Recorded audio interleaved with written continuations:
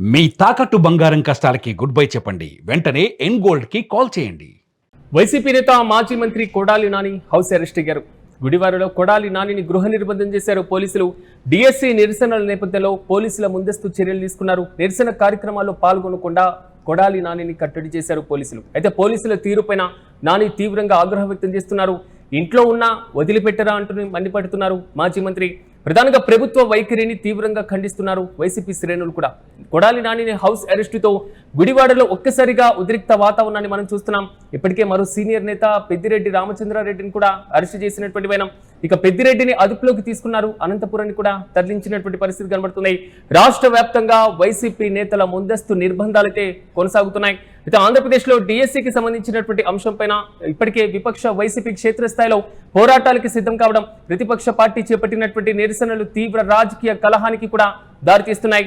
YCP రాష్ట్ర వ్యాప్తంగా ఆందోళనకు పిలుపునిచ్చినటువంటి నేపథ్యంలో అసలు ముందస్తు చర్యల్లో భాగంగా పోలీసులు పలువురు వైసీపీ సీనియర్ నాయకులను అదుపులోకి తీసుకోవడం, ఎక్కడికక్కడ హౌస్ అరెస్ట్ చేయడంతో తీవ్ర ఉద్రిక్త వాతావరణానికి ప్రధాన కారణంగా తెలుస్తుంది.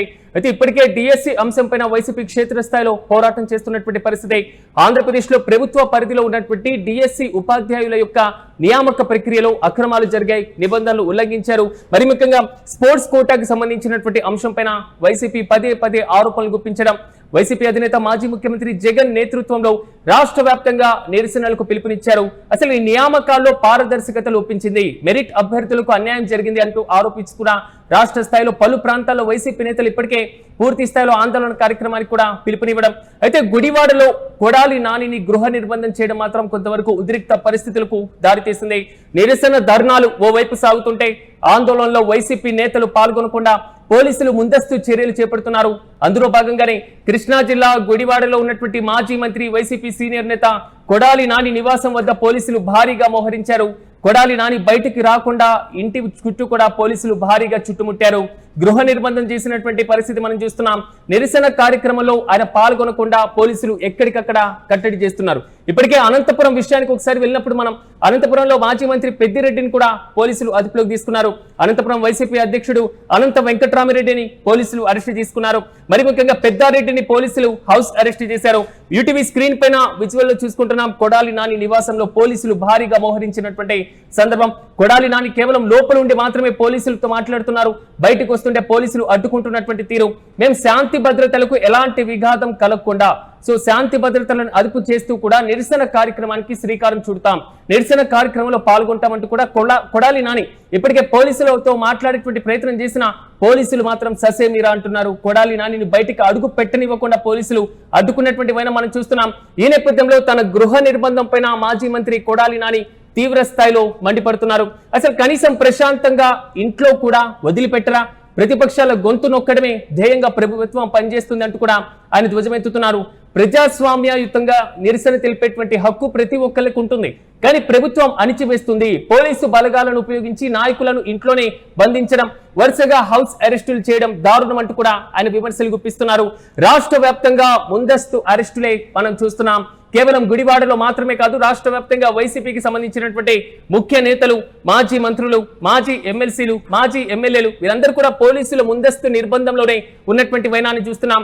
పెద్దిరెడ్డి రామచంద్రారెడ్డి అరెస్టు, మరో సీనియర్ నేత మాజీ మంత్రి ఆయన కూడా తాడిపత్రికి బయలుదేరుతున్నటువంటి సందర్భంలో అక్కడ ఉన్నటువంటి టోల్ ప్లాజా వద్ద పోలీసులు అడ్డుకున్నారు.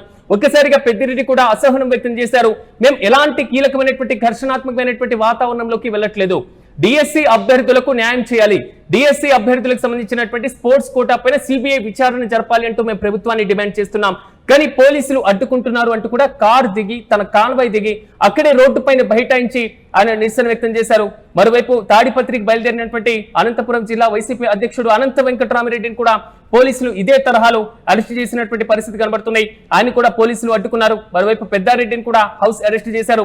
తాజాగా గుడివాడలో కొడాలి నానిని కూడా పోలీసులు హౌస్ అరెస్ట్ చేయడం, రాష్ట్రంలో ఉన్నటువంటి ప్రధాన నగరాల్లో, నియోజకవర్గాల్లో ముందస్తు అరెస్టులతో పాటుగా నోటీసులతో వైసీపీ నాయకులను, కార్యకర్తలను నిరసన స్థలాలకు వెళ్లకుండా పోలీసులు అడ్డుకుంటున్నారు. గుడివాడలో మనం చూస్తున్నాం, ఒక్కసారిగా వాతావరణం ఉద్రిక్తంగా మారింది. వైసీపీ శ్రేణులు కూడా ఆగ్రహం వ్యక్తం చేస్తున్నారు. కొడాలి నాని హౌస్ అరెస్టు వార్త తెలుసుకున్నటువంటి వైసీపీ శ్రేణులు, కార్యకర్తలు, ఆయన యొక్క మద్దతుదారులు, క్యాడర్ మొత్తం కూడా భారీ సంఖ్యలో కొడాలి నాని నివాసానికి చేరుకుంటున్నారు. పోలీసుల వైఖరికి వ్యతిరేకంగా నినాదాలు చేస్తూ కూడా నిరసన వ్యక్తం చేస్తున్నారు.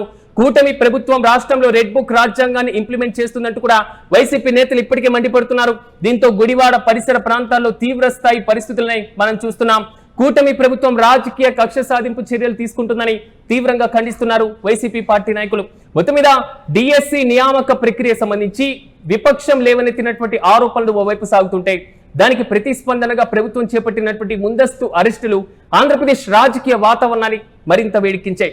ప్రజా సమస్యలపైన నిరసన తెలిపేటువంటి హక్కు ప్రతిపక్షాలకు ఉంది, విపక్షానికి ఉందంటూ కూడా వైసీపీ పేర్కొంటుంటే రాష్ట్రంలో శాంతి భద్రతల పరిరక్షణ కోసమే ముందస్తు చర్యలు తీసుకుంటున్నట్లుగా పోలీసు వర్గాలు వెల్లడిస్తున్నాయి. చూడాలి, డిఎస్సి అంశంపైన క్షేత్రస్థాయిలో పోరాటానికి వైసీపీ సిద్ధమైన నేపథ్యంలో ఎక్కడికక్కడ హౌస్ అరెస్టులు ముందస్తుగా అదుపులోకి తీసుకోవడం ఒక్కసారిగా రాజకీయపరమైనటువంటి విమర్శ ప్రతి విమర్శలకు కారణంగా నిలుస్తుంది.